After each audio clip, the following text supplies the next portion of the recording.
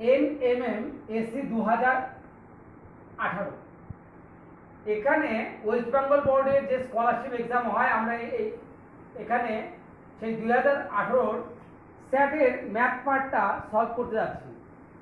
সেখানে পার্ট 1-এ প্রথম কোশ্চেনে আছে নিচের বক্তব্যগুলির মধ্যে কোনটি ভুল। বলছে পূর্ণবর্গ সংখ্যার একক স্থানে 2, 3, 7, 8 থাকবে না।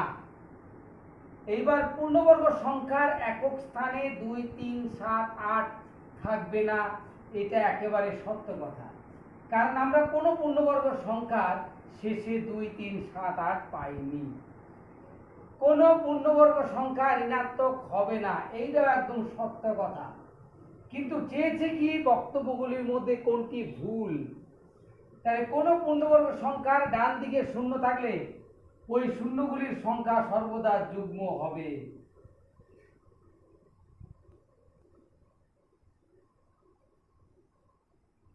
কি বলছে, কোনো পূর্ণবর্গ সংখ্যার ডান দিকে শূন্য থাকলে, কোনো পূর্ণবর্গ সংখ্যা সাপোজ 100, তার ডান দিকে কি আছে শূন্য থাকলে ওই শূন্যগুলির সংখ্যা সর্বদা যুগ্ম হবে।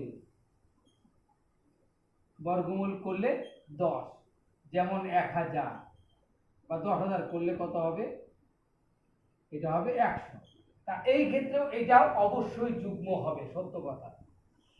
তাহলে ডি নাম্বার বলছে কোন পূর্ণ সংখ্যার বর্গ সর্বদা যুগ্ম।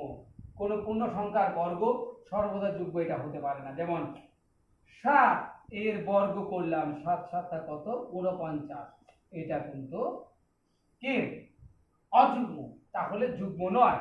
তাহলে আমরা দেখছি অপশন নাম্বার ডিটা এটা একেবারেই ভুল, তাহলে এটি হবে। কোশ্চেন নাম্বার 2 কি দেওয়া আছে, 4 - x upon x plus 4 - 2y upon y plus 4 - 4z upon z is equal to 5 হলে 1 upon x plus 1 upon y plus 1/z এর ভ্যালু কত। তা আমরা প্রথমত 4/x টাকে আমরা যদি বিচ্ছেদ করে নেই, 4/x minus x/x plus 4/y minus 2y/y plus 4 upon z minus 4z/z is equal to 5। x কাটলাম, y কাটলাম, z কাটলাম। তাহলে তোমরা দেখতে পারতেছো যে 4 upon x plus 4 upon y plus 4 upon z আর কত রইল, এখানে -1, এখানে -2, এখানে -4 is equal to 5। তাহলে কত হলো, 4 আমরা কমন নেই, 1 upon x plus 1 upon y plus 1 upon z is equal to 1 2 3 4 7, 5 আর 7 যোগ হয়ে যাবে, মাইনাসটা ওই পাশে গেলে প্লাস হয়ে গেল। তাহলে কত, 1/x 1/y 1/z is equal to উপরে 5 7 12 আর নিচে 4টা চলে আসবে 3। তাহলে আমরা মানটা পেয়ে গেলাম কত, অপশন নাম্বার এ। তাহলে আমরা এখান থেকে পেয়ে গেলাম 1/x plus 1/y plus 1/z এর ভ্যালু অপশন নাম্বার 3।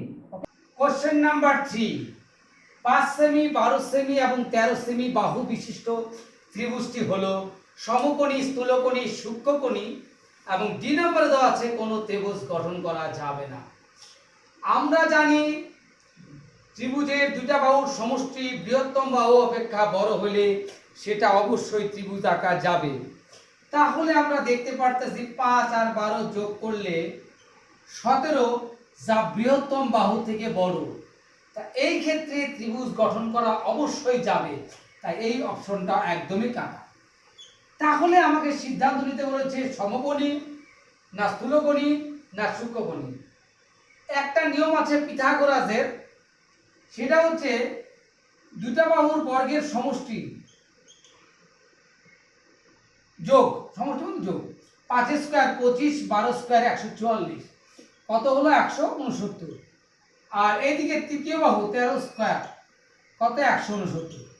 দেখো দুইটা বাহুর বর্গের সমষ্টি তৃতীয় বাহুর বর্গের সমান হলে তাহলে সেটা অবশ্যই সমকোণী ত্রিভুজ। তাহলে option number A. Okay. Question number 4 কোন নির্দিষ্ট ত্রিভুজ আঁকতে গেলে কয়টা পরস্পর নিরপেক্ষ তত্ত্ব থাকতে হবে?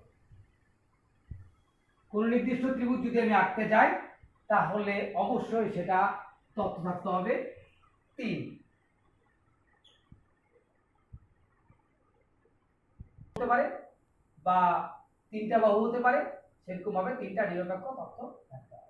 ওকে, কোশ্চেন নাম্বার 5, যে কোণ নিজেই নিজের পুরোকোণ তার মান হলো। তাহলে তোমরা এটা বুঝতে পারছো যে 45 ডিগ্রির পুরোকোণ 45 ডিগ্রি নিজে, ঠিক আছে। 90 ডিগ্রি পুরোকোণ 0, 30 ডিগ্রি পুরোকোণ 60, 60 ডিগ্রি পুরোকোণ 30। তাহলে এখানে যেহেতু বলছে যে কোণ নিজেই নিজের পুরোকোণ তার মানটা কি, তাহলে সেটা অপশন নাম্বার সি, কারণ 45 ডিগ্রি পুরোকোণ 45 ডিগ্রি। মানে আমরা 1 থেকে 5 পর্যন্ত করলাম 2018 সালের ম্যাথের স্যাটের ম্যাথ পার্টটা 1 থেকে 5 অবধি করলাম। আমরা নেক্সট ভিডিওতে বাকি